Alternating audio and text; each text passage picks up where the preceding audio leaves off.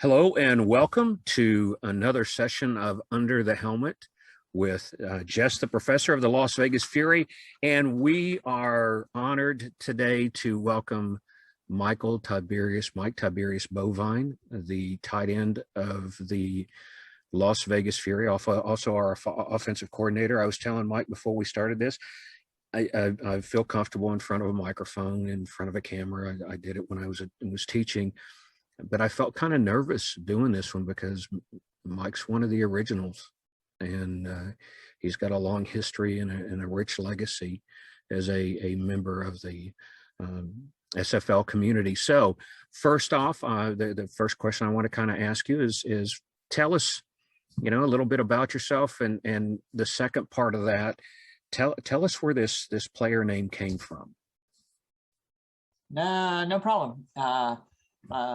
My name is not original, but my given name is Michael Irvine, and my player name just came from wanting to create something fun and wanted to, be always wanted to be a tight end in real life, and of course, I was pretty physically fit, but just not enough to make it, out there in the big world. But so I created this persona, and I wanted to have a fun name, and I love to have fun, and so I was like, he's got to be a name that people just like, oh, I won't forget that. So Tybeerious, beer in the middle, bovine, close to Irvine. I was like, it rhymes with so fine. So I was like, if I score a touchdown, I could use that. So I rolled with that, and I was an original owner, and I played, I believe, 13 seasons as an owner, and got too competitive. I did everything myself: offensive coordinator, scouting, everything. I could just never find the right personnel to join and step up with that to help me out, and hence, I went to the championship game the first 2 years, but after that I struggled, and it was just time to sell my team. And so I sold my team to Arizona, and great guy, right? Eddie, the owner of Arizona Scorpions, fantastic person. And with the stipulation, I sold to him, well, he'd have to take me as a tight end. And I spent 2 seasons there, but I wasn't done yet. I've been offense, like I said, and defensive coordinator and everything else in between. And this game is so complex and so time consuming. I couldn't give up. I knew I was close to cracking the code. The matrix, if you would like to call it. And Eddie kind of took me on and let me do about halfway through the season. First season 14, he let me do, after he fired his other offensive coordinator, he let me do it a little bit. Didn't work out so much. And then the following season, he just wanted to take control of the offense. So I had no say. And so after that, I was like, okay, well, I used that whole season 15, to develop this offense that we're seeing now. And I just needed to find a team that would believe in me and to run with it. And here comes Las Vegas. And that's a great city anyways. I got family in Las Vegas. And we talked for a while. We had a couple interviews, and next thing you know, it wasn't a full offensive coordinator spot that was offered, it was more of a team effort. I would provide them the base of my matrix, and then they would evaluate it and see if it needed tweaking. And so we've kind of like collaborated, right? And built this system. And we had some growing pains in the middle where we had that 4-game losing streak after the first 2 wins. But we went back to basics and we went back to the system. And since then, you've seen it. We're on a amazing winning streak. And I really think that we have a good chance of taking down Denver come Saturday. I agree with you. I did not realize you had actually taken the whole season 15 off. I had been watching season 14 film and I saw you a lot there. And then season 15 was kind of up and down for me personally. But then you came back in with a vengeance. So. Yes, I only had just half of a season on season 14, and that's after, you know, the playbook that they were using. I was just trying to fix, and then season 15, Eddie, in the off season, he got some tutelage, and he really wanted to run things, which is, heck, it's great. You know, I mean, heck, he's an owner and he's a great guy. You know, I was like, hey, I wish you all the best, but yeah. I wanna exercise this, and I really feel it's gonna be something. And I landed in Vegas, and couldn't be happier. The guys, it's a team effort. I mean, the scouts, all that everybody does. By the time that playbook gets turned in on Friday, there's so many eyeballs on it, and it's you wouldn't believe it. I mean, I've never had this before, and so I'm super happy and couldn't be more proud of everybody on this team.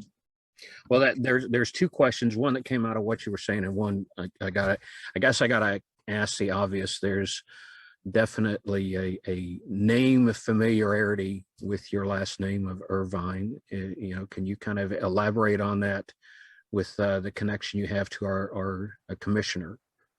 Oh, sure.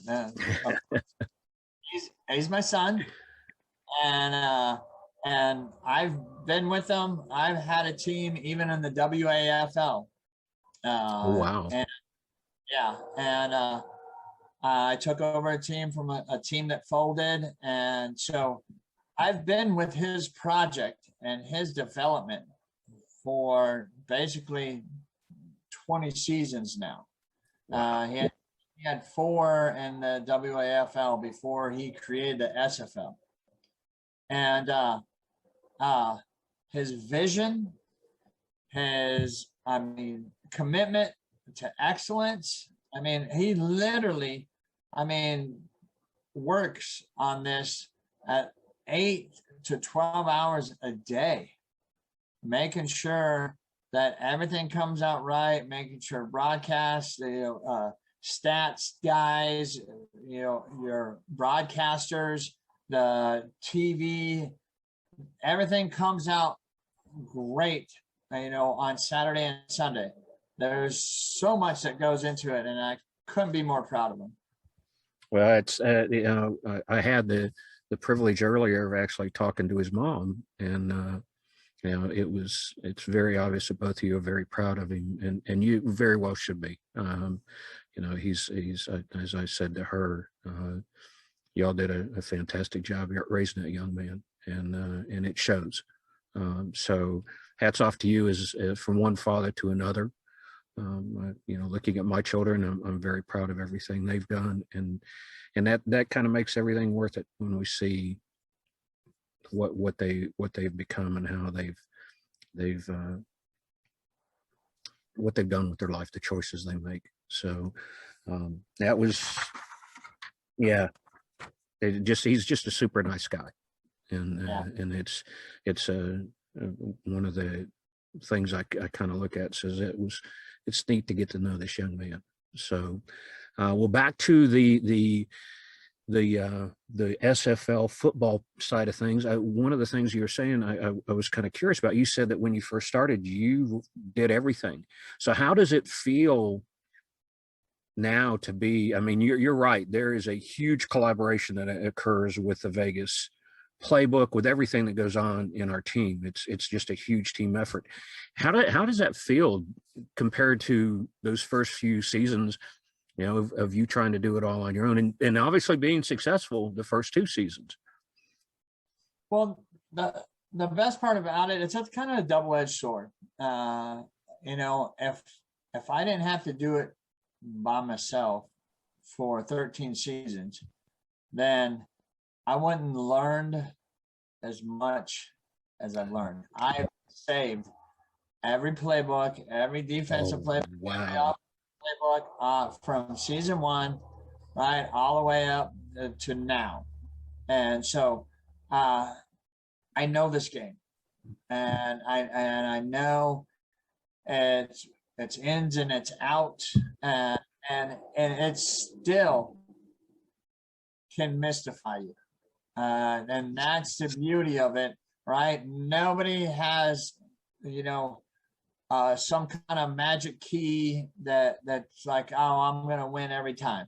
No, it is that complex. But I have learned a lot, and now, as I can just say, it is such a relief. So many smart people. I mean, super smart people that have been doing the same thing, and you know, bouncing ideas off each other, and really getting to the heart of things, and it's just been a blessing, because there's I couldn't tell you how many times I was up till 3-4 in the morning, you know, by myself, and still not comfortable with my game plan or whatever. But I mean, now everybody has a piece. Everybody has, you know, their part. And when everybody, which they do their part, right? And by the time it gets turned in on Friday, we are pretty confident, really confident, that we're going to come away victorious. So, yeah, I'm real fortunate that I'm in the coaches channel, and to see the conversations and the time the conversations are occurring. I know I'm on the East Coast, and with John all the way out on the West Coast, we're all on different time zones. But even at 3 and 4 o'clock in the morning, you guys are having conversations about this playbook. I woke up the other night, and it was like 4:30 in the morning. So it was 1:30 in the morning out there, and he's running the sim. And it's just like, I think, and I'll be honest, when I first joined the league last year, it was like, I want to be an owner. That would be so cool. And after being in it for 2 seasons, ain't no way. You know, the idea of saying I'm an owner sounds really cool, but I don't have, I don't know if it's just not even just the time, but I don't know if I think I would get so burnt out on it so quick that I would lose my enjoyment. And that's kind of my second question. You still got the fire and the passion and the enjoyment after 20 seasons. I don't want you to give away your secret, so to speak, but what is kind of your secret of not getting burnt out from doing this that long, and the hours that you've been putting in on this? It's just the passion of loving football. I mean, heck, you know, I'm from an older generation, and we grew up, you know, playing sandlot football. Yep. Oh yeah. All through, you know, high school. I played a little bit of semi-pro ball over in Germany, but you know, I knew I was never going to get to to the big show, to any of that level. And but the passion of loving football, it just does not go away. And that's what that's what drives us. It drives, I think everybody, because you want to be, in the winner's circle. You want to be in the playoffs. You want to be, called a champion. And Yep. I couldn't do that, as an owner. I just couldn't find enough people. Maybe if I would have stood with it a little bit longer, maybe somebody would have come along, but I just didn't have, like, these teams that I have now, right? It's not just one person that's coming into the league and being an owner. He's already got a group of 5 or 6 that are passionate, and they're going to join his squad right away. Mm-hmm. And they're offensive coordinators, defensive coordinators, the GMs, head coaches. I mean, I just didn't have that network, and so that's why I had to go on this little journey and sell my team. But the only thing that upset me, I figured out I'm pretty good at defense, but I could not crack that offensive coordinator, that OC code, right? And so that my passion for it, since season 14, second half of it, I just went nuts. And I mean, I broke down every single formation in that game, every single. I mean, until I was comfortable, and I think I figured it out. It's not 100%. It's not 100%, but it's up there.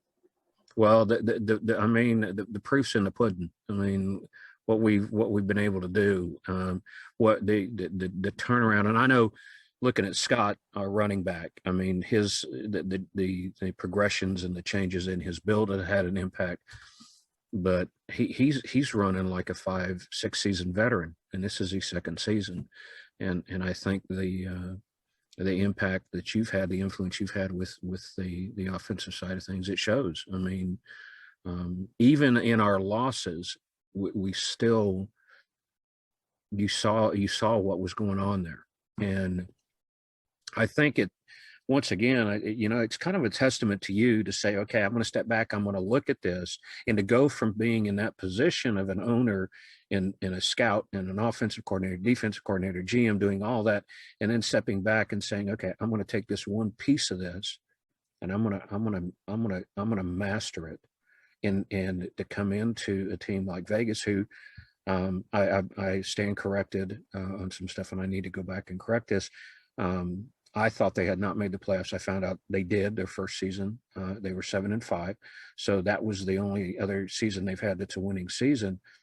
But to come into a team that except for that season 11, when that occurred, we've been kind of on in the mired in mediocrity, I think would be a good way to put it. And so that kind of leads to the next question I want to ask you. What was it about Vegas where you said, this is where I'm going to go try my magic? Well, that's a little bit of a tough one, because I mean, really, I was trying to just land, being honest, just trying to land somewhere where they needed a tight end and offensive coordinator. And feelers were out everywhere, and that's kind of a tricky thing, who needs an offensive coordinator and a tight end. I mean, it was kind of tricky. And anyways, to make a long story short, after talking with some other teams and then talking with Vegas, I stressed to them that I'm a team player, and I don't have to be offensive coordinator. I was like, I explained my system and they loved it. And I was like, I will present it to you every week. I'll get it to you early, and then you can play with it and see what you might want to tweak. Some weeks they don't tweak anything. Some weeks they only tweak, a couple different formations, right? And so that's been the case this whole season. And I just wanted to get it out there and see if it worked. I mean, I'd run hundreds of sims. I know it worked on my end, and so when they bought into it, that's why I say it's a team effort.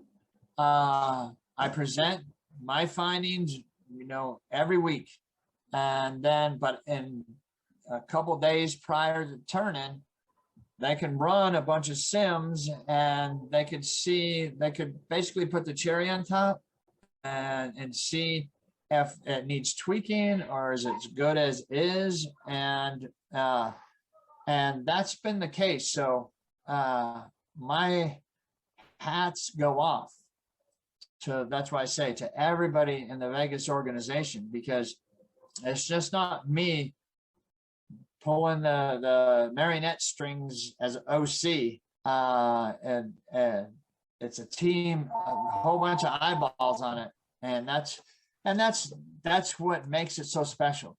I mean, when we win, we win because we're a team, and that's from the coaching staff on down. So it's really awesome. Yeah, I have to agree. That's one of the things I love about the organization is our successes and failures occur as a group, and that's one of the things that drew me to them, and why I'm not planning on going anywhere. And that kind of leads me to my kind of final question, and then we'll get into some goofy stuff. We're one game away from the end of the season and playoff bound, without playing your hand, so to speak. What's for Tybeerious Bovine in season 17? Are we going to see you back at Vegas, or you're going to go try it out somewhere else, or what's your thoughts? Oh, I would love to finish my career in Vegas. I love to hear that. I talk with them, and I'm almost, I guess, 100% that they're on board with it. I mean, we've had so much fun, and all the guys are great. Everybody is great. I hope everybody comes back, because I mean, these guys have just been absolutely fantastic. I had no plans on going anywhere. Good. I'm glad to hear that. I'm glad to hear that. Yeah. Yeah. It's. Go ahead. Oh, I love this team. Yeah, I agree. I never thought that a group of men and women that I had never actually met in person would become such an integral part of my life in such a short period of time. And that's, I think that's just a testament of and like I've said in other broadcasts, of that organization, the locker room and the camaraderie, and that's what makes it special. I never understand people. I've been in different simulation leagues over the years in different sports, and this is the first one I ever found of this type, and that's why I was so shocked. I'd never heard of it until last year, because of dabbling in other ones. But I never understood somebody joins an online league and never interacts with anybody. It's like that. That's what makes it special. And then when you have a locker room that's like ours, that's kind of the cherry on top of the whole thing. And so to me, that's really that really kind of holds it all together. So I'm going to ask you just some silly quick fire questions, and then the final thing I'm going to do is give you the final say, so to speak. So do you like chocolate or vanilla? Chocolate. I do too. I mean, vanilla is okay if you dump chocolate sauce on it, you know. But okay, let's see. What's your favorite color? Green. Green. Well, my wife will like that. Everybody else, I think, has said blue. So, yeah, her favorite color is green, and your hat and your shirt kind of bear that out. Okay, this one has opened up a huge debate in the locker room. I don't know if you've seen this tonight, but pineapple on pizza, yes or no? No. I've had a couple say yes with this. I just I said I want to try it, but it just doesn't look right. It just so I got to agree with you on that one. Are you a morning person or a night owl? Night owl. I think I'm just when I'm awake owl. I still wake up at 4 o'clock in the morning. I don't need an alarm clock, but since I've been on sick leave, I've gotten very adept at waking up and drinking a cup of coffee and going back to sleep. So, but yeah, I've shifted with that over the years. So living in North Carolina, I literally live at the base of a mountain. I teach at a mountain that's at an altitude that's 1,500 feet from where I live. So there have been days where school has been canceled because of snow, and I can look up on the mountain and see it snowing, and I sit on my deck and drink a cup of coffee. And we also have the beach. Now, I guess being in Oklahoma, you're not blessed with that variety, but which would you choose, beach or the mountains? Oh, that's a tough one. Man.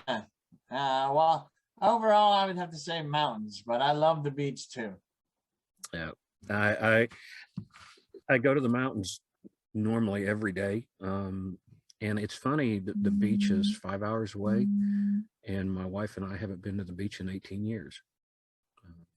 But even when we go on vacations, we'll go down to the what we call the South Mountains, which are the Smokies down near Georgia and South Carolina, and that's where we'll go on vacation. So if we want a quick getaway, but that one's always tough for me. So the next one, you said you had lived in Germany, played semi-pro ball there. So obviously you've been overseas, but do you prefer to travel, or are you more of a person that likes to stay at home? Oh, I love to travel. Yeah. Uh, Can I ask you what you were doing in Germany? yes, I did 20 years active duty in the army Oh, and wow. retired. So did 2 tours over in Germany, Where were and you at in that's Germany? I was in Hanau and in Schweinfurt, Oh, I know Schweinfurt very well. Yeah. and my wife's German. Yeah, so Ah, well, even more of a reason. Do you go back then on a regular basis, or? yeah, we're going back Christmas time. I Just was in Berlin in the summer of 2018. Um, I spent about 4 days there, just kind of sightseeing and stuff. So yeah, I, I've been beautiful. yeah, I was the first time I went to Berlin was 2 weeks after the wall came down. I was stationed in Belgium, and I had to go over there on we had it was already planned, and it was a big deal. Were we going to go ahead and go? And we went. We had some briefings and stuff we had to do with the Air Force liaisons there, and um, that was just. And then when I was back in 2018, they made Checkpoint Charlie kind of a tourist trap thing, and I was really disappointed with that. But and Christmas in Germany is phenomenal. Oh Um, yeah, I yeah, when I was stationed in Belgium.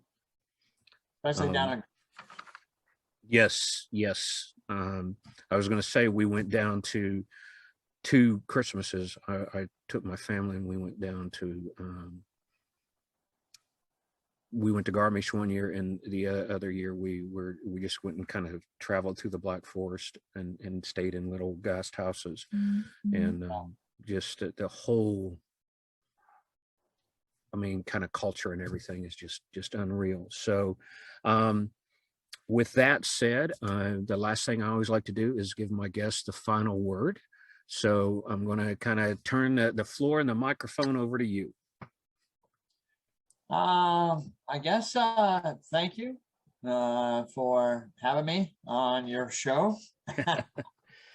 And just like to say, I love the SFL. My son, I couldn't be more proud of him, and I couldn't be more proud of this Las Vegas Fury team. You got just some really good people all the way around, and go Fury. Well, Mike, thank you so much for giving us your time this evening. It was a pleasure talking to you, and I can't wait until we get on the field and win that game this weekend. So, and get ready for the playoffs. And I want to thank everybody for joining us for this special interview. I'm just, even though it's over, I still feel kind of nervous about it because the legacy that you bring, and thank you for taking the time to share with us. So, folks, I hope you enjoyed our conversation with Mike Tybeerious Bovine, the tight end and offensive coordinator of the Las Vegas Fury. And we hope to see you on our next episode. Y'all take care and stay safe out there.